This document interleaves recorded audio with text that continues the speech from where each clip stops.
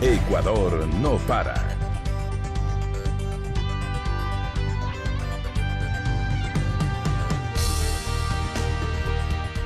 ¿Qué tal amigos y amigas? Bienvenidos una vez más al programa Ecuador no para. Del 17 al 20 de octubre, Quito fue la sede de la tercera conferencia de las Naciones Unidas sobre la vivienda y el desarrollo urbano sostenible, Hábitat 3. El evento fue una oportunidad para desarrollar un plan sostenible para un mundo que se urbaniza aceleradamente y abrir la esperanza de ayuda a las ciudades a adaptarse mejor al auge urbano. El núcleo de la conferencia fue la nueva agenda urbana, una declaración de intenciones para hacer las ciudades más habitables. La conferencia además ayuda a los líderes mundiales a saber cómo planear el futuro. En esta ocasión les presentaremos un especial sobre Hábitat 3, el evento oficial que se realizó en la Casa de la Cultura Ecuatoriana, y el encuentro alternativo que también tuvo como sede el Aflaxo.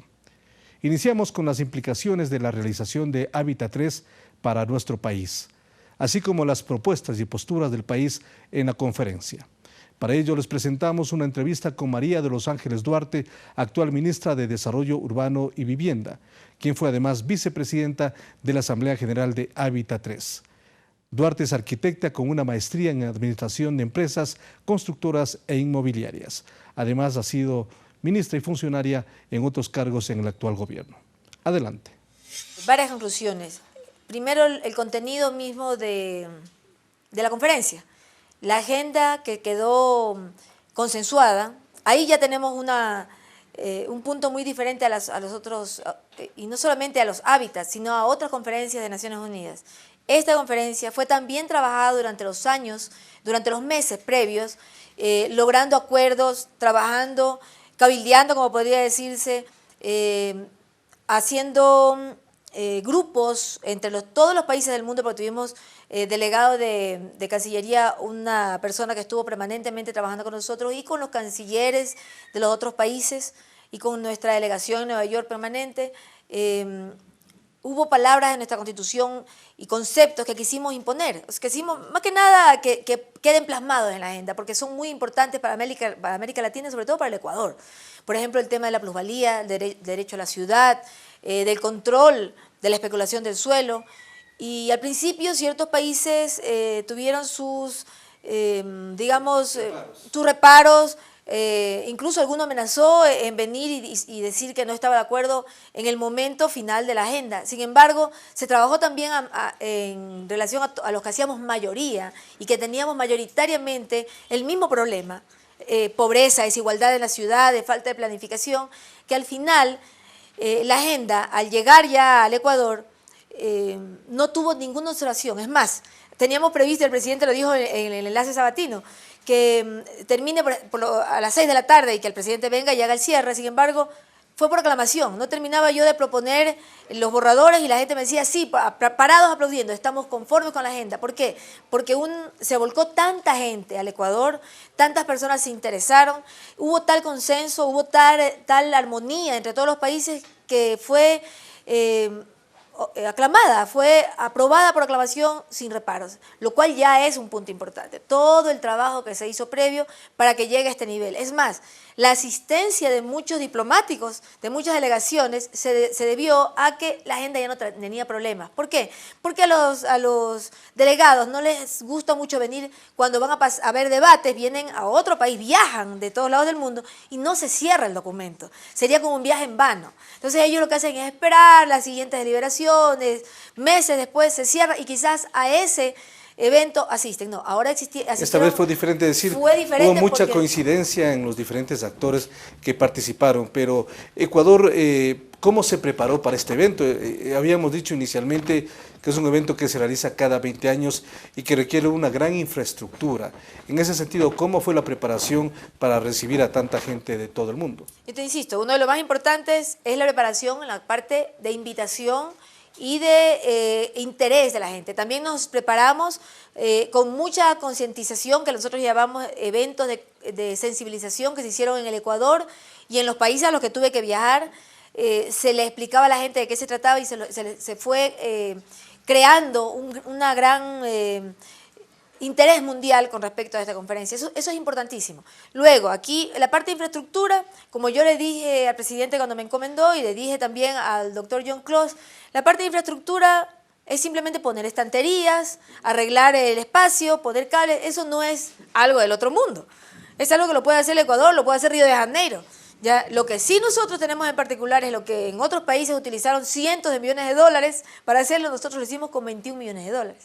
Más IVA, obviamente, y con los 10 millones que Naciones Unidas usaba para su papelería, acreditación y los temas propios de viajar y de traer a sus funcionarios, ¿no? Entonces, pero lo pudimos hacer con esa cantidad pequeñísima de Se recursos. optimizaron los recursos entonces. Optimizados, y ustedes ven, no es necesario que se dilapiden recursos de los diferentes estados, que es lo que puede pasar a nivel de Naciones Unidas. Nosotros tuvimos permanentemente control sobre los pedidos de Naciones Unidas y sobre cómo nosotros podíamos hacerlo a nuestra forma y con los recursos utilizados con mayor eficiencia, como usted lo dice. Esa fue otra parte importante.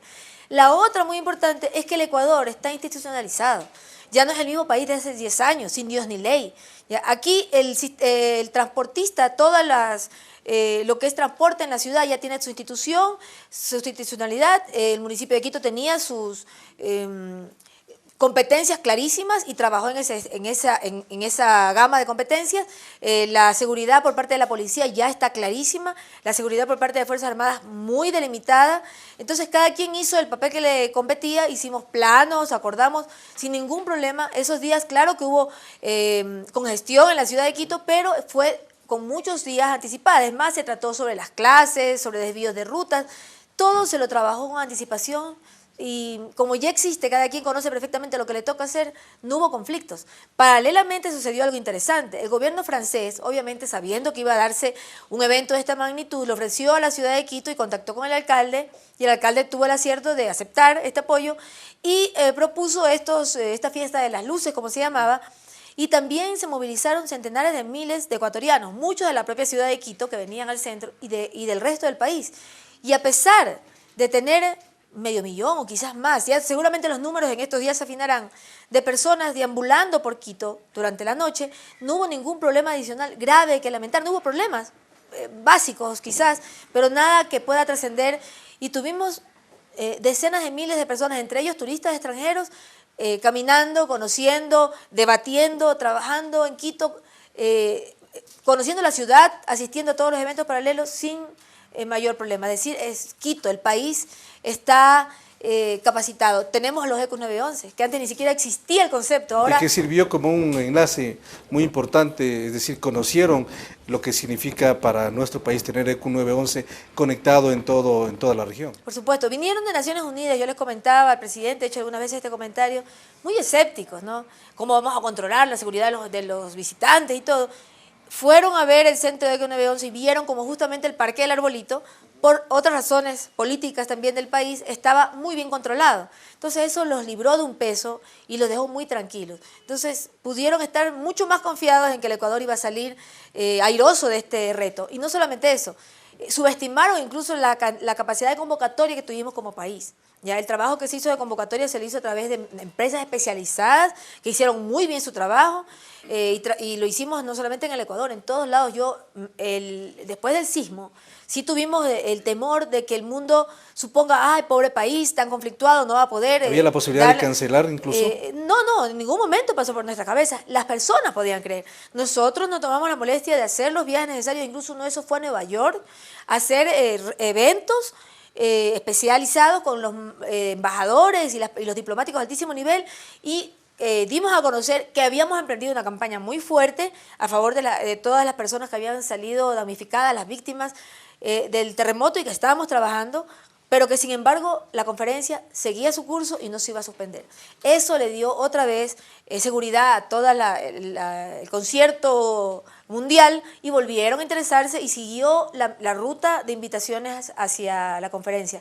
Entonces el mundo está doblemente asombrado, no solamente porque estamos saliendo y en nuestro stand del Ecuador estaba demostrado la ciudadela que estamos construyendo, la cantidad de casas que hemos entregado, cómo se ha atendido a las personas que han salido damnificadas de una u otra forma, no solamente con viviendas, en la parte económica, en la parte anímica. Recordemos que hasta tenemos instituciones que están en los propios albergues alentando a las personas para que salgan un poco del shock.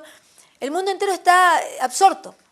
Países mucho más avanzados que nosotros se quedan atónitos de ver cómo hemos logrado este proceso paralelo a la Conferencia de Hábitat. Y obviamente con toda la planificación y la organización que ya para otros eventos, por ejemplo la llegada del Papa y otros que tenemos frecuentemente en la ciudad de Quito, la ciudad respondió a la altura, las personas, hubo oferta hotelera, no hubo un espacio que no se ocupe de hoteles, todo lo que es oferta de servicios, alimenticia, catering, como se dice, todo estuvo absolutamente copado. Se estima que hubo ingresos de aproximadamente 80 millones de dólares. Bueno, yo le diré que los números, seguramente hay alguna manera de calcularlos, pero nosotros hicimos un análisis en un escenario un poco menos optimista que lo que realmente sucedió y la ganancia podría haber bordeado los 90 millones de dólares. Más bien yo creo que pudimos haber llegado a un poco más.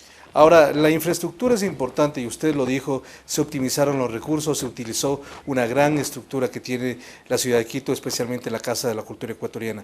Pero ¿qué sucede con lo que se ha hecho? ¿Dónde se va a quedar? ¿Cómo se va a seguir utilizando? Porque es habitual que en otros sitios del mundo se organiza algo, se desmonta y no queda nada para la ciudad. ¿Qué va a pasar aquí en Quito? Como usted lo dice, cada vez que hay estos eventos, cuando se le hace en un recinto ferial, por decir algo, bueno, al final se acaba el evento y todo normalmente son banners, lonas, luces, efectos, proyecciones. Termina el evento, se enrollan las lonas, se recogen las tarimas y aquí no ha pasado nada, no quedó nada. Ya los cables se los lleva la misma empresa, ¿no? En este caso, por varias razones. Primero, porque Quito es una ciudad turística de un altísimo nivel y valor históricos y de un interés muy grande para los internacionales, de turismo, ¿no? Por el centro histórico y por muchas otras cosas que tiene Quito. El Ecuador, a su vez, ha hecho una campaña muy fuerte y también es un punto de atracción ahora, mucho más de lo que fue hace años.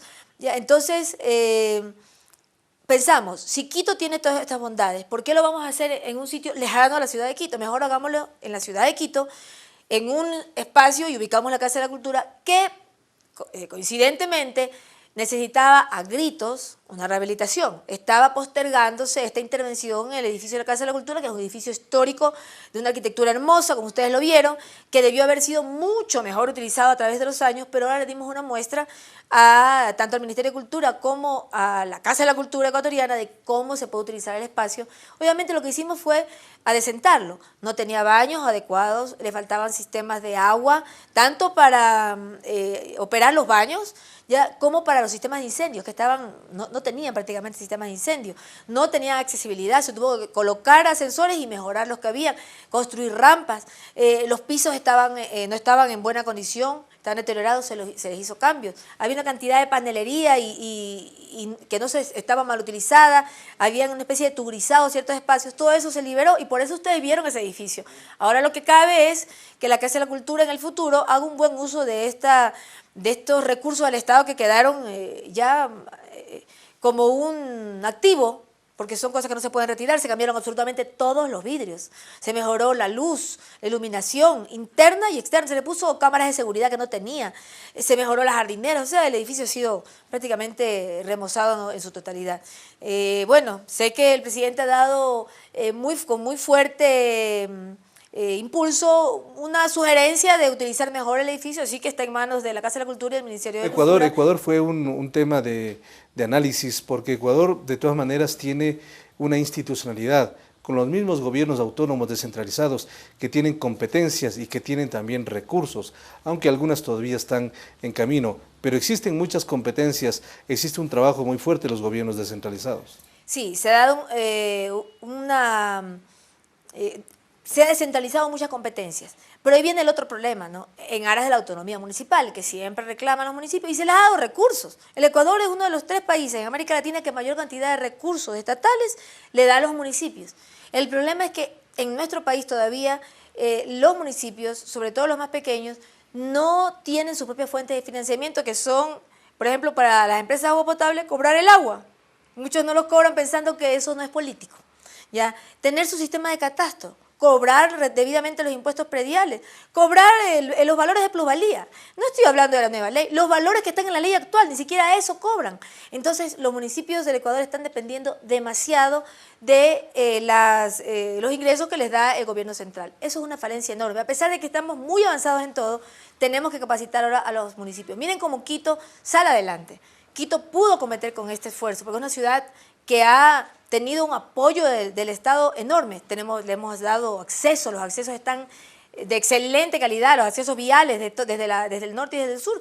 Es así como los visitantes pudieron movilizarse sin problemas hacia las ciudades aledañas para hospedarse, ¿ya? Pero ese esfuerzo hay que hacerlo también en las otras ciudades. ¿Están estas ciudades capacitadas? No. Ese es el gran dilema. Y fue muy importante que haya sido un alcalde ecuatoriano el que haya liderado, como entre los 14 vicepresidentes estaba el alcalde de la ciudad de Quito por ser sede. Es muy importante porque eso nos tiene que comprometer como país para la implementación de esta agenda. Pero es muy importante también que el mundo entero se haya dado cuenta que es necesario otro tema de la agenda, que es la subsidiariedad. Tenemos que ser subsidiarios dentro del país, dentro de la ciudad. Los que más tienen que subsidiar a los que menos tienen. Esto es así tiene que ser en los costos de luz. Pero eso no sucede en otras ciudades, no sucede en otras capitales. En otras capitales, no sucede en muchos países del mundo. Entonces nosotros estamos dando lecciones. Uno de esos temas muy importantes fue con respecto, por ejemplo, a los créditos hipotecarios. En el Ecuador, una vez que la persona por alguna razón no pudo pagar un crédito hipotecario, se le retiene el bien, tiene que entregar el bien y se extingue la deuda. Eso no sucede en otros países como España, por ejemplo. Estamos dando unas lecciones importantes. En España, el peor de los mundos, la persona por X razón no pudo pagar la casa, le quitan el bien y queda endeudado esa familia eternamente porque los bancos sin casa y con deuda, exactamente. Sí, lo habían valorado demasiado alto. Todo eso tenemos que regular. Eso fue una cosa importante, que hay que regular los mercados. Ministra, ¿cuáles son los pasos para adoptar la nueva agenda urbana? Bueno, cada país tiene que, con la agenda, acoplarla a las realidades de su propia sociedad. Porque es una declaración no vinculante, es decir, no es vinculante. Está ahí para ver si aceptan o no, si implementan o no. Este año hemos incorporado un tema de medición e implementación que no existía antes, o por lo menos no con la fuerza que la tiene ahora. Y cada determinados años, porque recuerden que esta agenda dura 20 años, el presidente nuestro hizo una propuesta de acortar los plazos. Hay que ver qué dice ONU, vamos a trabajar en ese sentido. Pero hay otras reuniones dedicadas a urbanismo que se dan en los plazos intermedios, como las reuniones con respecto a ministros de vivienda del mundo entero, a veces de América Latina, y tenemos que ir tomando la lección de cómo hemos ido avanzando cada uno de los países con respecto a lo que nos comprometimos en la agenda. Entonces eso es la implementación y el seguimiento y la medición. Y también ahora la misma Secretaría de Hábitat tiene mucho más trabajo y responsabilidades que antes, porque no solamente es hacer el gran evento, sino también controlar que lo que se dejó plasmado en esa agenda busquen los países hacerlo realidad, convertirlos en políticas públicas para que se pueda lograr esas ciudades que todos queremos. ¿Y Ecuador cómo va a implementar, qué prioridad va a dar a los temas que necesitan ser implementados casi de inmediato? Mire, una cosa dijo el doctor John Close, muy importante. El descontrol de los mercados inmobiliarios ha podido quebrar países enteros, naciones enteras, sistemas financieros enteros. ¿Ya? Acuérdense de las burbujas inmobiliarias. Entonces, nosotros sí estamos trabajando en un control del mercado inmobiliario. Lo hemos trabajado. El MIDUBI mismo no permite que la vivienda social tenga determinados acabados o que cualquier tipo de construcción con cualquier costo pueda considerarse vivienda social. Tenemos en lo que es vivienda social bastante controlado el mercado. Tenemos que trabajar en el control de la especulación del suelo urbano, que también es una forma de controlar los mercados. ¿No? El control de la plusvalía excesiva. Son formas que cada país debe adoptar. Tenemos que seguir trabajando. Yo creo que los ecuatorianos tienen que estar claros que todas las leyes de las que ha hablado el presidente, sobre todo la del Ecuador con respecto a la plusvalía, no le van a hacer daño a las personas. Le va a hacer mucho bien al mercado inmobiliario y va a permitir que los constructores, por ahí leí en un periódico, están preocupados, los constructores son los más felices, porque el que quiere hacer una ciudadela, ¿qué es lo peor que le toca? Comprar el terreno. Y le toca o recontraendeudarse o invitar al dueño del terreno que no hizo nada, decirle, ven, sé parte de mi trabajo, vas a recibir al final, por poner tu terreno sin hacer nada, cruzarte de piernas, vas a recibir un porcentaje de mi esfuerzo como promotor inmobiliario, porque así tienen que hacer los negocios, los fideicomisos. Yo pongo el terreno que cuesta tanto, está bien, lo pones, no me cobres todo ahora, pero al final te doy un porcentaje de mis ganancias. Eso se va a terminar. Los promotores inmobiliarios puedan ofrecer viviendas más económicas. El país ya tiene en este momento, gracias a los créditos hipotecarios del BIES, un sinnúmero de personas que pueden adquirir terreno. Nos falta la oferta. Y en esa oferta, el control del costo irracional del suelo tiene un papel fundamental. Eso en el caso nuestro. Además, hay una superintendencia que se va a crear con respecto a una ley de ordenamiento que ya la creamos.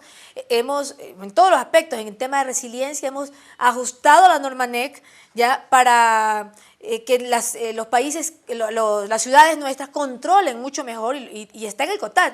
Deben controlar los procesos constructivos para que no vuelvan a haber muertes en el caso de un sismo. Si en el caso de un sismo las casas hubieran estado suficientemente reforzadas, como mandaba incluso la anterior, ya hubieran habido menos fatalidades. Claro. Ahora, ministra, paralelamente hubo un encuentro Hábitat 3 alternativo, en donde se presentaron otras opciones, pero se dijeron que, por ejemplo, los alcaldes no están siendo incluidos en todo este concepto, en donde los estados son los que norman, son los que definen el futuro de las ciudades. ¿Cuál es su criterio del otro evento que hubo en Quito?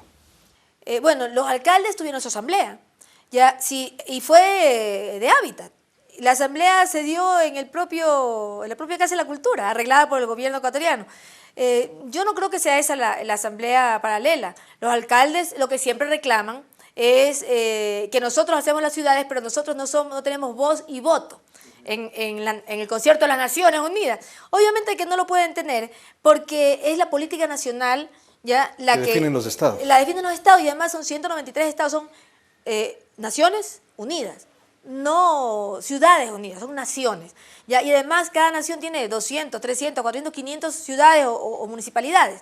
Por eso lo que se hace es que ellos hagan una asamblea previa y traigan todos sus conceptos, lo que han debatido y lo que ellos exigen. Ellos exigen más participación y la pueden tener. Por ejemplo, el próximo evento, ni siquiera tenemos que esperar 20 años, cualquier evento de Naciones Unidas en el que tenga que delegarse, que tenga que ver con ciudades o financiamiento o algo, que las naciones incluyan, y es una propuesta que hemos hecho y ya está latente en el seno de Naciones Unidas, que incluyan entre los 3 delegados, que normalmente se incluyen, o a veces 1 más 5 cuando pueden enviar más delegados, incluyan un alcalde representativo de las ciudades, que lleve la voz de los municipios. Pero obviamente será imposible reunir a todos los municipios, tendríamos que una ciudad entera llenarla solamente de alcaldes. Ya no tiene mucha lógica. Pero en todo caso, lo que sí nos comprometemos como una nación, es más, el Ecuador lo viene haciendo desde el día 1. ¿Cuántos créditos subsidiados nos se dieron a través del BEDE a todos los alcaldes del Ecuador? Justamente para que cumplan con su misión, con el servicio a los ciudadanos. En otros países no lo hacen, pues podrán copiar o seguir ciertos parámetros de la política ecuatoriana. Pero quien más ha trabajado con las municipalidades en el concierto latinoamericano ha sido Ecuador con el gobierno del presidente Rafael Correa. Finalmente, ministra, ¿existe entonces satisfacción por lo que sucedió en el Ecuador, por estas coincidencias a nivel mundial, por estos avances que se pueden dar en torno al desarrollo de las ciudades, de las urbanizaciones en el mundo? Sí, estamos muy contentos porque al ser en un país latinoamericano, las realidades latinoamericanas del sur global se evidenciaron en la agenda. Si hubiera sido un país desarrollado, quizás no se hubieran tocado temas problemáticos, álgidos como este que hablamos, del control de la plusvalía, por ejemplo, que sabemos que es engorroso, que no le gusta, es incómodo para muchas personas, pero es una cosa necesaria para que no haya desigualdad e inequidad en la ciudad, algo necesario. Tenemos que llegar obligadamente. Y lo mejor, el Ecuador, a través del éxito histórico, he recibido una carta del doctor John Close diciendo que él está asombrado de la cantidad de asistentes, de cómo logramos este país tan pequeño que en el que no tenían así, estaban escépticos, lograr este consenso, la cantidad de asistentes y sobre todo el éxito que ha tenido histórico. Entonces el Ecuador, desde el 20 de octubre, seguramente estará siendo visto por las naciones del mundo con ojos diferentes. Hemos dado una lección al mundo, hemos puesto en evidencia lo que venimos trabajando durante tantos años a través del gobierno de la Revolución Ciudadana.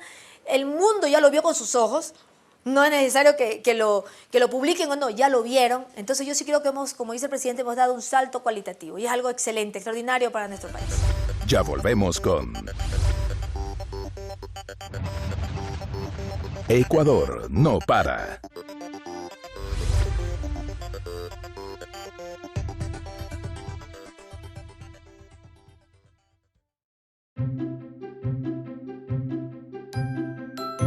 La belleza del Ecuador no está solo en sus monumentos,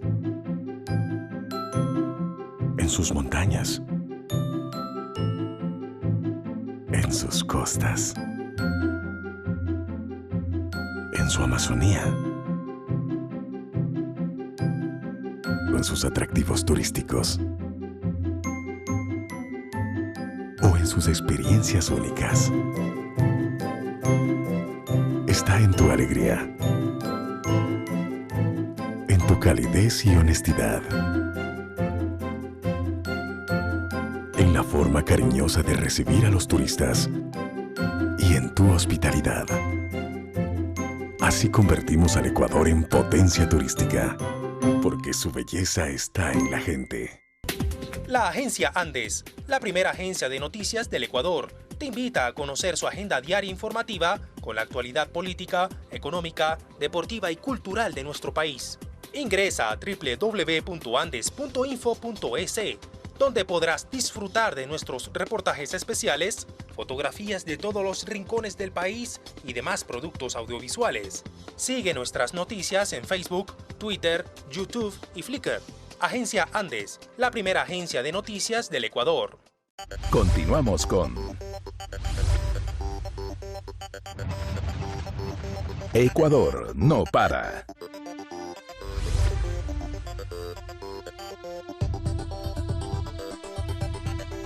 Durante la realización de Hábitat 3 en la ciudad de Quito, también se desarrolló del 17 al 20 de octubre en Flaxo, Ecuador, el encuentro Hábitat 3 Alternativo, un evento paralelo y complementario a la tercera Cumbre Mundial de Ciudades.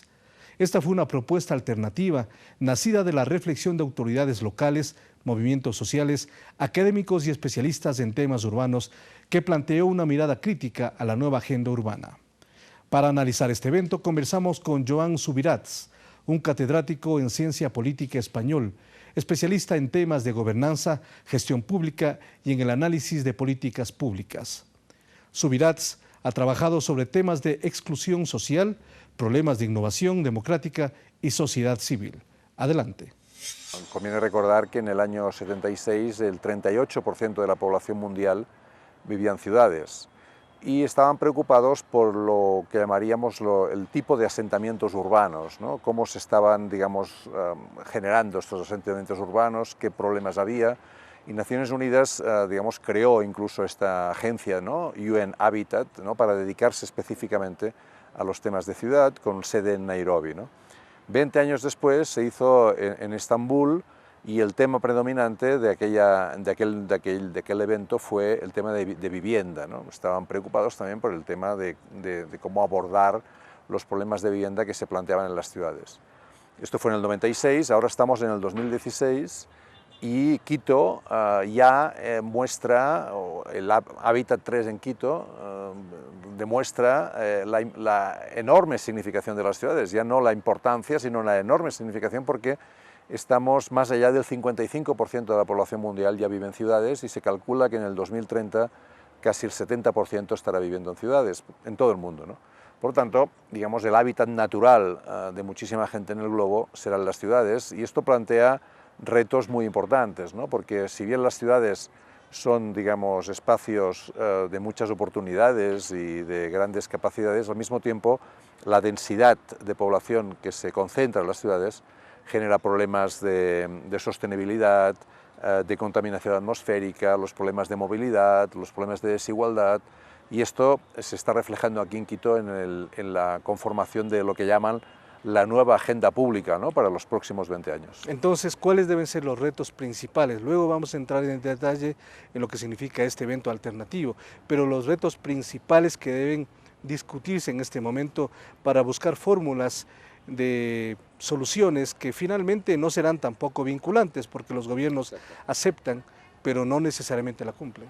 Sí, este es un problema, ¿no? Lo que usted señala, en el sentido de que esto se ha organizado por Naciones Unidas, pero no por ciudades unidas, o sea, de hecho son los estados, ¿no? Los que están organizados y están intentando, digamos, asumir los retos que se plantean, pero las ciudades tienen un papel de alguna manera secundario, ¿no?, en ese orden de jerarquía, ¿no?, que se establece en las Naciones Unidas. Contestando a la pregunta de los retos, yo creo que uno de los principales retos es evidentemente la desigualdad que existe internamente en las ciudades, ¿no?, que provoca problemas de segmentación, que provoca problemas de pobreza y provoca problemas, digamos, de sostenibilidad de las propias personas, ¿no?, del sustento de las personas. Este es un primer gran reto, ¿no?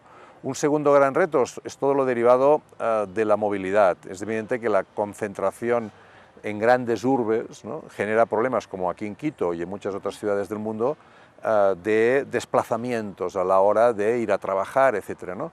Y normalmente las personas con menos recursos son los que más tiempo, ¿no?, están desplazándose por la ciudad, ¿no? Por tanto, la movilidad también es un tema de justicia espacial, si se quiere, de equidad, de igualdad. Otro gran tema vinculado al tema de la igualdad, al tema de la movilidad, es, digamos, si el modelo de movilidad es un modelo básicamente de vehículo privado o de autobús, y un autobús, digamos, no segregado, que contamine menos. Es un servicio público adecuado para que la gente busque como alternativa. Exacto, pero tiene un problema de generación de contaminación atmosférica, ¿no? Y entonces el aumento de CO2 en la atmósfera de las grandes ciudades provoca más muertes al año, es decir, es un factor de mortalidad y de peligro. Por lo tanto, un gran tema es cómo, digamos, evitar el desplazamiento en vehículo privado y reforzar los elementos de transporte público, de bicicleta, los trayectos a pie, para evitar precisamente ese problema de la contaminación, ¿no? Los alcaldes que asistieron a Hábitat 3, alcaldes de todo el mundo, de las ciudades más importantes, alzaron un poco la voz y dijeron efectivamente, nosotros debemos ser tomados en cuenta para este tipo de planificación que se quiere hacer en las ciudades, porque finalmente es competencia de los alcaldes los diferentes manejos y servicios que se tengan.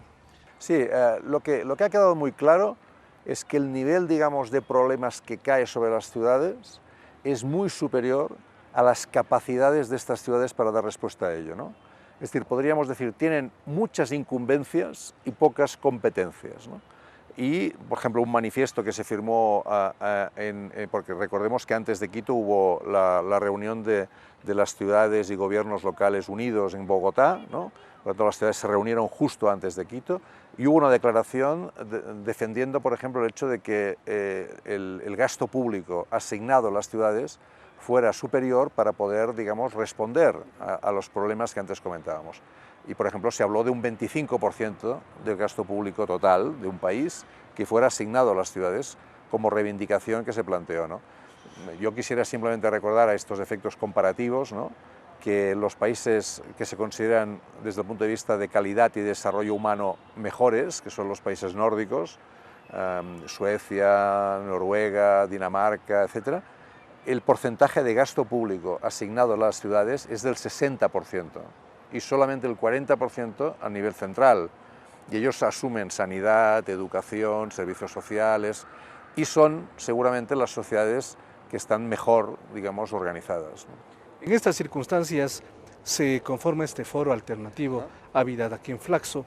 ¿Cuáles son los principales puntos de vista y cuáles son los objetivos básicos? El foro alternativo se plantea, como su nombre indica, como una cierta manera de poner un punto distinto, ¿no?, a lo que es Hábitat 3. Hábitat 3 se caracteriza por estar formado por naciones, está cerrado, no está abierto. El planteamiento es un planteamiento que intenta evitar conflictos, por ejemplo. Está cerrado, eso es físicamente. Físicamente, y por lo claro, tanto... es un evento con muchos presidentes y personalidades. Exacto, pero quiero decir cerrado en el sentido de que no es fácil, digamos, entrar en el mismo. Y además, la agenda que se está planteando es una agenda que tiene que, digamos, hacer coincidir países con lógicas muy distintas. Por ejemplo, un ejemplo magnífico, yo creo. En toda la declaración de Quito no sale la palabra democracia. ¿Por qué? Porque hubo ciertos países que se opusieron a que apareciera la palabra democracia. En toda la declaración de Quito no hay una mención a los temas de diversidad sexual, LGTBI, etcétera, porque algunos países pusieron, digamos, el veto a que se produjera. Es decir, los temas hay mucha lo que llaman en inglés wishful thinking, ¿no? Lo que me gustaría que pasara, ¿no? Mucho tomar nota, ¿no? Tomamos nota de que existe una cosa que llaman derecho a la ciudad, ¿no? En cambio, aquí en el foro alternativo, ese tipo de vetos no se dan, ¿no? Es decir, se habla de democracia, se habla de derecho a la ciudad, se habla de diversidad sexual. ¿Y por qué? Porque no tenemos, digamos, comprensiblemente, las fronteras, ¿no? Que la lógica de países tiene. ¿Quiénes se incluyen? ¿Quiénes están incluidos en este foro? En este foro alternativo básicamente se han mezclado, yo creo, de manera inteligente, académicos, investigadores, activistas y sociedad civil, ¿no? Y es decir, tenemos personas del máximo nivel, diría yo, desde el punto de vista de lo que representan: Saskia Sassen, Richard Sennett, Pedro Pires, digamos, Jordi Borja, Fernando Carrión, que son organizadores del evento, ¿no? Yo creo que esto representa el mundo académico, pero luego al lado tenemos también activistas, ¿no? Hábitat Internacional con Lorena Zárate, es decir, gente que está, digamos, defendiendo en las calles, en las ciudades, ¿no? los derechos de los ciudadanos, ¿no? Y esa mezcla yo creo que es lo que está dando una gran fuerza a este foro alternativo, ¿no? Porque digamos, hay un poco la voluntad de profundizar, ¿no? De ir, es decir, yo creo que la Declaración de Quito muestra un diagnóstico sobre el cual podemos estar de acuerdo, pero no pone el énfasis ni en las causas ni en las vías concretas de resolución. Y en el foro alternativo se discuten mucho las causas de lo que son los problemas de las ciudades y se proponen alternativas. No se incluyeron a representantes del poder político, por ejemplo, en este foro alternativo, porque finalmente quienes toman las decisiones y quienes hacen posible que se cumplan, finalmente es el poder político. Sí que hay representantes de alcaldes y de muchas ciudades que están presentes, y algunos representantes de algunos gobiernos, ¿no?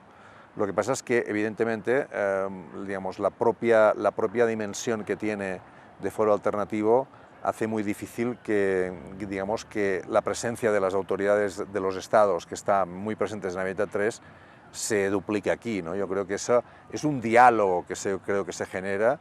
Ha aparecido un libro, ¿no? Digamos, como representación de las ideas que aquí están planteados, y por lo tanto es un documento, o es un conjunto de documentos que luego también las naciones podrán usar para su beneficio, ¿no? Algunos temas que incluyen en este encuentro, por ejemplo, se dice: el mundo se urbaniza, la ciudad se dispersa, la ciudadanía se atomiza.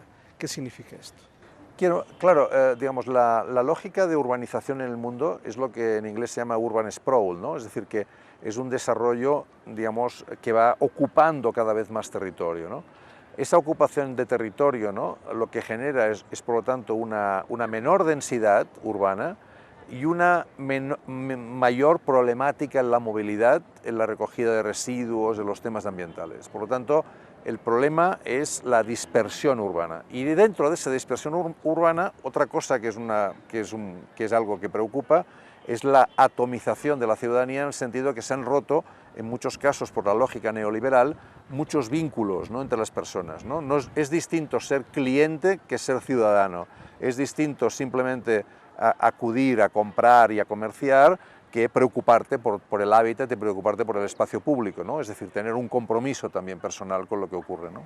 El otro criterio: ciudad y democracia versus estados y gobiernos, es decir, el derecho a la ciudad. Sí, la idea es un poco de, como decíamos antes, de reforzar el papel de las ciudades en el mundo, ¿no? Es decir, hay un libro de Benjamin Barber, un catedrático de ciencia política de Nueva York, que propone que los alcaldes deberían gobernar más el mundo, estar más presentes en la gobernación mundial. ¿Por qué? Dice, porque si se reúnen 4 o 5 alcaldes de cualquier parte del mundo, inmediatamente hablan de lo mismo.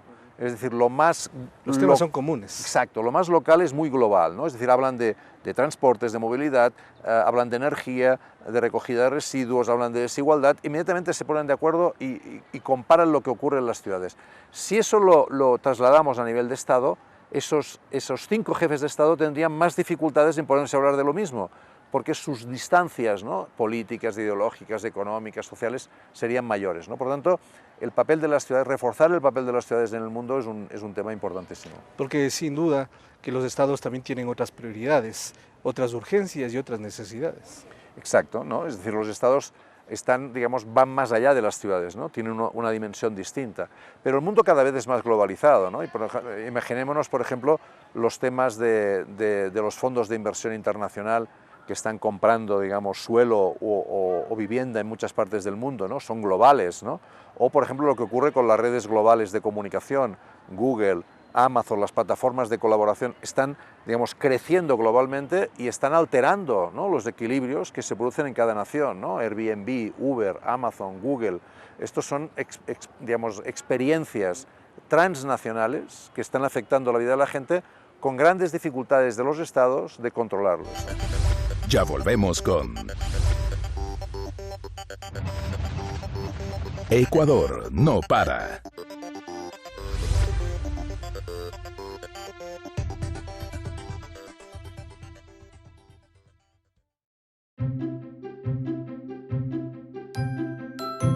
La belleza del Ecuador no está solo en sus monumentos, en sus montañas, en sus costas,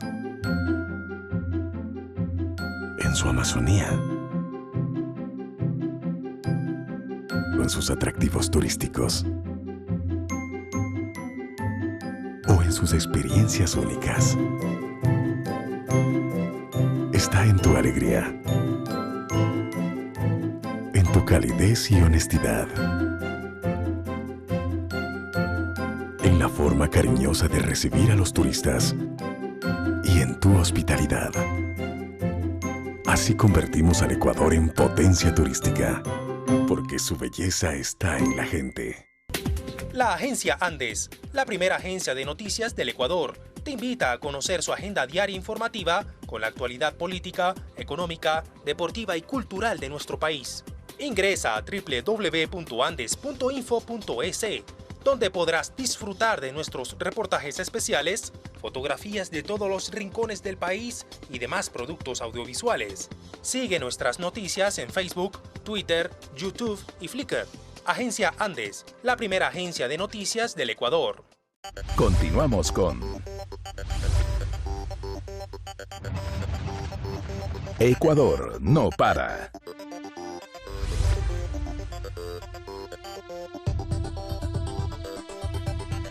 Hábitat 3 Alternativo constituye una respuesta propositiva que agrupa a diferentes voces y visiones de los ciudadanos que producen colectivamente las ciudades. Mientras el evento de ONU Hábitat 3 unificó una mirada mundial sobre el desarrollo urbano, Hábitat 3 Alternativo fue un espacio de deliberación sobre diferentes temáticas. Para concluir, conversamos con Fernando Carrión, uno de los promotores de Hábitat 3 Alternativo. Carrión es un académico del Departamento de Estudios Políticos de Flaxo, sede Ecuador, arquitecto con una maestría en desarrollo urbano regional. Adelante. Bueno, lo nuestro es más un pensamiento desde la gente, desde los municipios, desde la academia. Y ahí vemos que hay muchas exclusiones. El hecho de que las ciudades sean una expresión de muy pocas personas hace que la exclusión sea muy alta. Creemos que ese es el problema principal. Y ahora lo que se está planteando es la necesidad de que haya una justicia espacial. En otras palabras, que el espacio, el territorio de una ciudad sea factible de ser utilizado por toda la población de una ciudad. Pero es indiscutible que también debe existir la presencia de un Estado fuerte que regule ciertos aspectos fundamentales del desarrollo de las ciudades, porque sin el apoyo de un Estado es difícil concretar por más aspiraciones que se tengan. Bueno, aquí lo que se necesita son dos cosas. Obviamente un Estado central, un Estado nacional que tenga unas regulaciones específicas, por ejemplo, sobre el suelo, el territorio, la planificación, etc. Pero por otro lado también necesitamos que las sociedades locales se representen en sus propias comunidades políticas, esto es los municipios. Hoy día, por ejemplo, tenemos muchas mujeres que están manejando ciudades. Lo que hemos visto y hemos sido testigos aquí en Hábitat 3 Alternativo de la alcaldesa de Barcelona, la alcaldesa de Madrid, que están haciendo unas gestiones muy interesantes porque ahora hay mayor representatividad de las sociedades locales en sus propios municipios. Y nosotros creemos que tiene que haber este equilibrio entre los estados nacionales y los gobiernos municipales. En Ecuador los gobiernos locales son considerados autónomos, descentralizados. ¿Cómo mira usted con este nuevo enfoque que se está realizando el desarrollo de estos gobiernos aquí en el país? Bueno, si nosotros vemos esto hace aproximadamente 20 años, cuando se hizo la segunda reunión de Hábitat que se hizo en Estambul, en esa época los municipios tenían una capacidad económica que no llegaba al 5%. En la actualidad, es decir, 20 años después, hoy día los municipios manejan, en el caso del Ecuador, alrededor del 22% del presupuesto nacional. Entonces aquí se ve que hay efectivamente una capacidad económica muy sólida. Pero por otro lado también las competencias son distintas. Hoy día los municipios tienen mucho más competencias. En ese sentido, lo que sí estamos viendo es que empieza a construirse un autogobierno, un gobierno propio de las ciudades que reflejan las diversidades que existen en el país. Esto es, municipios de la costa son distintos a los de la Amazonía y estos a los de la sierra.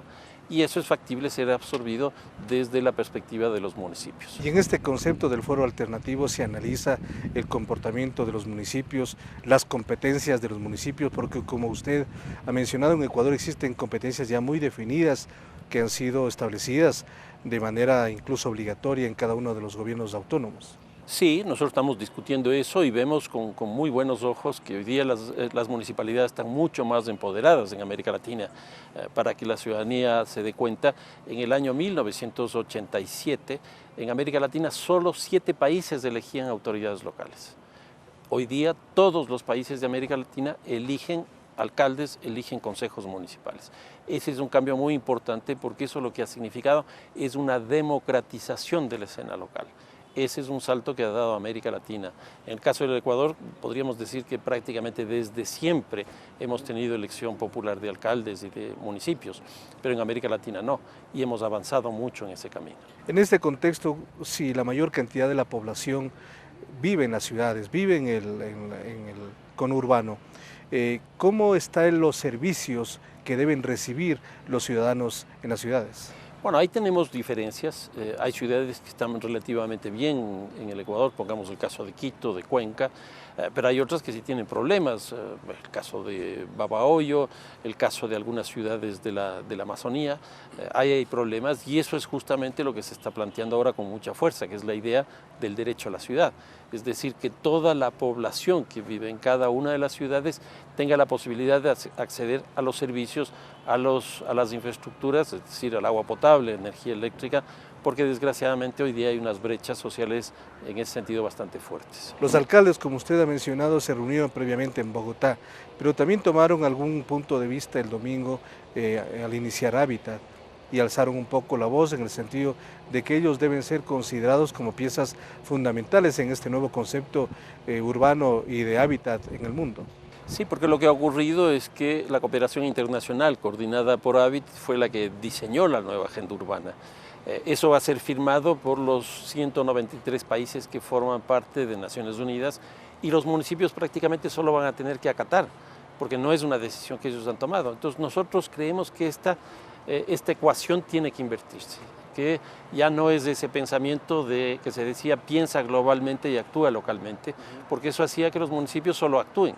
Los municipios hoy día tienen capacidad de pensamiento porque hoy día son representativos. En ese sentido, obviamente que los municipios piensan y pueden actuar. En ese sentido también hay algunos conceptos en este foro alternativo. Cuando un municipio, un gobierno local solicita o quiere solicitar un crédito a un organismo internacional, usualmente le llega al Estado y no directamente al gobierno local. ¿Cómo romper un poco esta circunstancia que entiendo limita también la planificación y el desarrollo de la localidad? Bueno, ese es uno de los temas principales, porque ¿qué es lo que ocurre? En general la cooperación internacional, llámese Hábitat, Fondo Monetario Internacional, Banco Interamericano de Desarrollo, han venido propugnando como un proyecto de país, si se quiere, los procesos de descentralización. Pero hemos llegado a una paradoja. Las sociedades, el Estado, etcétera, nacional, se ha descentralizado, pero no las agencias de cooperación internacional.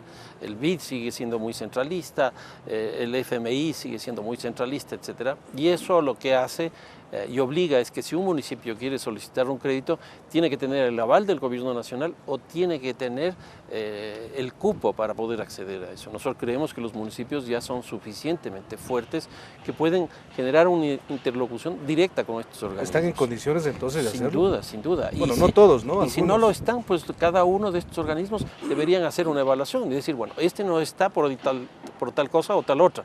Y nosotros le podemos dar un crédito para que esté en la próxima vez.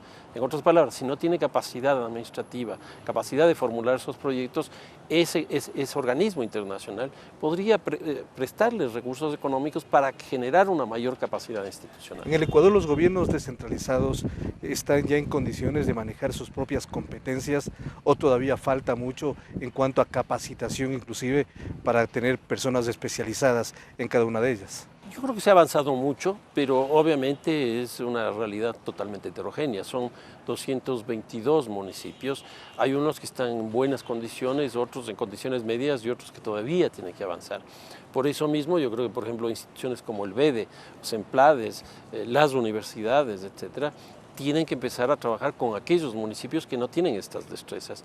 Si logramos eso, obviamente que van a tener la capacidad propia para solicitar recursos dentro del mercado de financiamiento internacional. ¿Qué otros aspectos fundamentales como conclusiones básicas salen de aquí, de este hábitat alternativo? Bueno, una de las cosas interesantes es que uno tampoco puede descuidar los organismos internacionales. Uno tiene que generar también presiones para que ellos cambien, lo que estamos hablando hoy día. Si ellos propusieron la descentralización, lo lógico es que ahora nosotros les exijamos a ellos que se descentralicen. Entonces hay que sea de ida y vuelta. Exactamente. Entonces, una conclusión importante es que no se puede dejar a la cooperación por un lado y nosotros por el otro.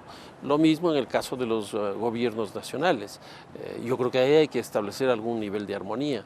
Y a nivel de los gobiernos locales tiene que ser mucho más representativos y ahora ha aparecido con mucha fuerza la democracia directa que se expresa en prácticamente todos los municipios. Hace poco hablamos con Joan Subirate, estuvo acá conversando justamente, él ha sido invitado, es profesor emérito de Flaxo y nos decía que en este concepto general, en la declaración final de hábitat oficial, no existe la palabra democracia porque finalmente lo firman 193 países, no muchos de ellos están de acuerdo que se incluya ese concepto.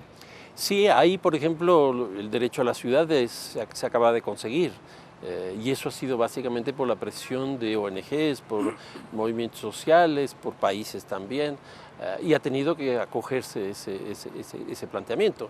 El tema que ha planteado Joan es absolutamente evidente.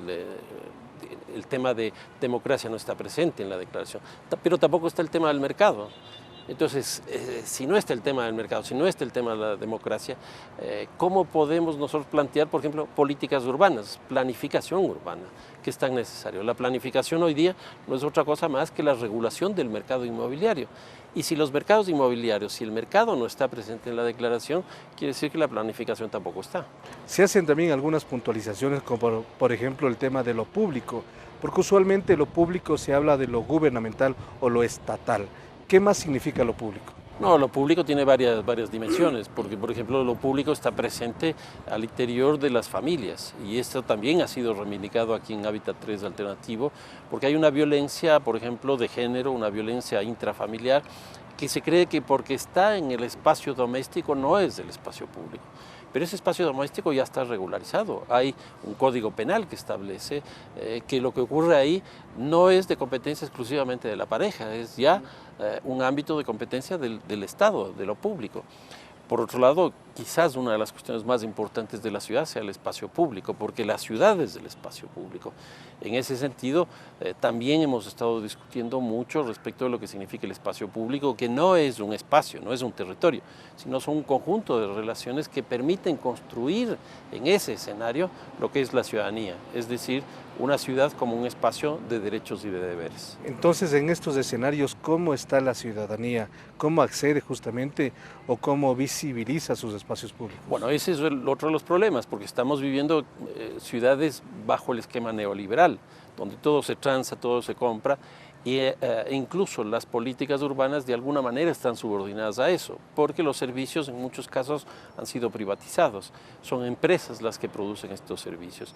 Y entonces ahí la ciudadanía también se ve mermada, porque en unos casos termina siendo como contribuyente, porque paga sus impuestos, y en otros casos simplemente aparece como una demanda, es decir, adquiere determinados servicios. Y aquí obviamente la exclusión es muy grande, porque el que no tiene capacidad de pagar esos servicios simplemente se queda fuera del mercado.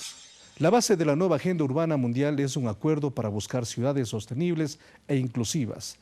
En la nueva agenda se identificaron 5 principios básicos o políticas estratégicas que invitan a la actual generación a la reflexión para crear un mundo mejor. Estos principios son política nacional urbana, revisión sistemática de la urbanización, diseño y planificación urbana, financiación de la urbanización e implementación de estas ideas. Amigas, amigos, muchas gracias por acompañarnos en Ecuador no para.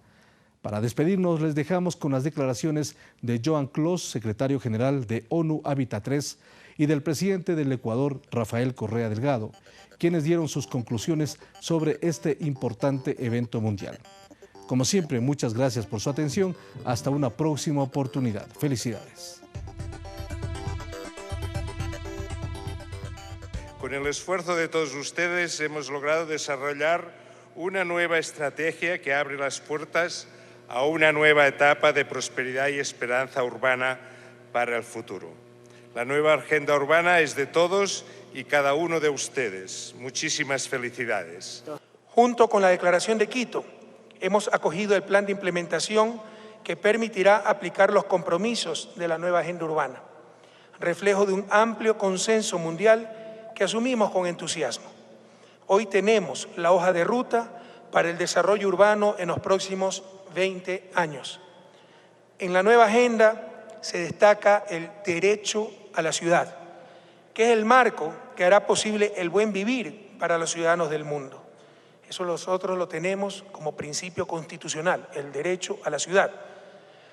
Promueve la nueva agenda el crecimiento urbano planificado, la función social y ambiental de la tierra para lograr vivienda, entornos y hábitat adecuados.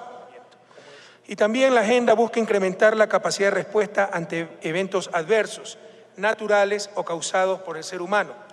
También consta el acceso pleno a las ciudades de las personas con discapacidad. La nueva agenda urbana contempla el respeto a la integridad de los refugiados. La nueva agenda urbana contempla el respeto a la integridad de los refugiados, como les decía. En otros países, Medio Oriente, etcétera, los refugiados están en campamentos. Aquí están perfectamente integrados a la vida nacional, con todos los derechos, con acceso a salud, educación, trabajo, universidad, etcétera. También esta nueva agenda contempla el respeto a los desplazados internos y migrantes, independientemente de su situación migratoria. La nueva agenda urbana se proclama por primera vez en un país del sur y en ella retumba la voz del sur global. Hábitat 3 es ya un hito para renovar nuestra esperanza en un mundo mejor. Como lo fue para la independencia de América, Quito, una vez más, ha sido luz. Quito es llamada también Luz de América. Fue uno de los primeros intentos de emancipación con respecto al dominio español. Se la llama Quito, Luz de América. Y una vez más ha sido luz, pero en esta ocasión del planeta entero.